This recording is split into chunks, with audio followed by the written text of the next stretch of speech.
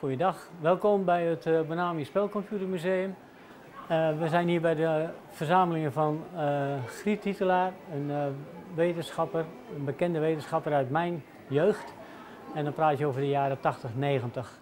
De in Hout-Blerik geboren Griet Titelaar was in de jaren 80 een bekend gezicht op televisie als presentator van het programma Wondere Wereld. Het laatste nieuws op het gebied van de mobiele communicatie. Het zal een nieuwe range worden na de autotelefoon. In dit toestelletje zit alles wat je nodig hebt. Er zit zelfs een accu in. Toch komen de veelal jonge bezoekers in het Zwolse museum vooral om een spelletje te spelen. En lopen ze zomaar voorbij aan de betekenisvolle etalage. Het maakt de voorzitter van het museum niet minder trots. Ik vind het geweldig dat wij dit als museum mogen tentoonstellen. Griet Titelaar was met name voor mij in mijn jeugd de man die allerlei bijzondere zaken wist te vertellen en te voorspellen.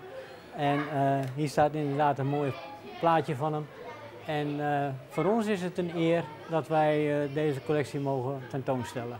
De collectie bestaat uit zo'n 230 robots, tientallen kleine luchtvaartschepen en meerdere oude fotocamera's. Tot 2019 waren de items nog te zien in een museum in Utrecht, maar uiteindelijk kwamen de spullen weer in dozen terecht. En in die tussentijd hebben we contact gehad met de familie. En op die manier hebben we eindelijk voor elkaar gekregen dat we met 2 jaren vertraging door de corona eindelijk deze collectie hier hebben naar binnen gekregen en kunnen tentoonstellen. We hebben één machientje, vind ik heel erg leuk. Dat is een prachtig robotje en daar zit een MSX cartridge in. Wat dat precies behelst weet ik nog niet. Ik ga de familie vragen of ik het mag uitproberen. Het is wel een bijzonderheid, want wij zijn uiteindelijk een spelcomputermuseum. En dan een robot van Titelaar die een MSX-cartridge heeft, dat is best bijzonder.